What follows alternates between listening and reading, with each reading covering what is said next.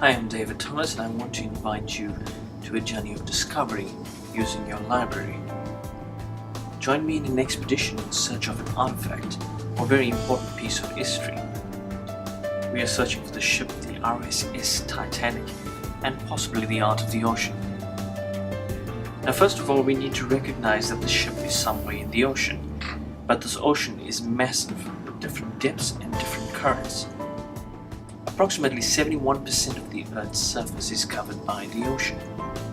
So I need to know where to start looking, and so would require the appropriate navigational equipment. Now imagine the world of information like this. It is vast and you could quite easily get lost. So step one is knowing where to start.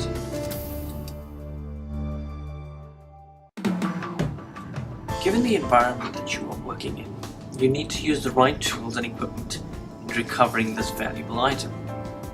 You would want to avoid crushing under the pressure or dealing with other dangers or being swept away by the current.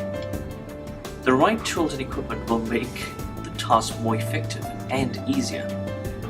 Not only do you need the appropriate tools, you would also need to be trained in its use. The world of information is an environment within which you could quite easily get swept away and go off in a tangent if not well prepared.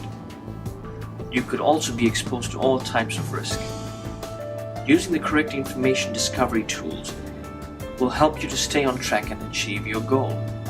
Step 2 would therefore be using the right tools gets the job done with less effort.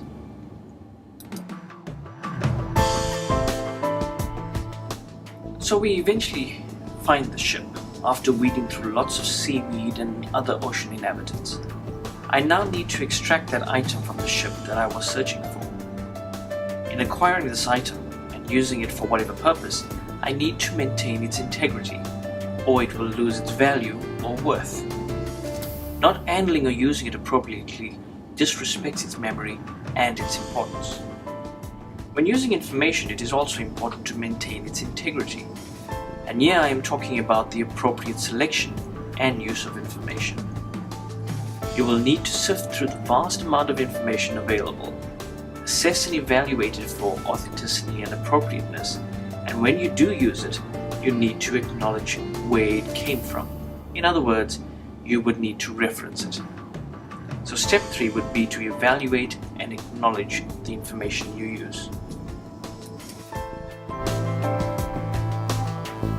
The journey in search of information is an exciting one if conducted properly. Just to recap, step 1 was knowing where to start, which resources to consult and how to construct your search query. Step 2 is about using the right tools or equipment.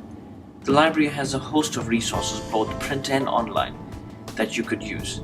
We can make them accessible to you and even provide training in its use. Step 3 is to evaluate and acknowledge the information used. We will train you on proper evaluation and referencing techniques. So I invite you to visit the library and begin your journey of discovery. Happy searching.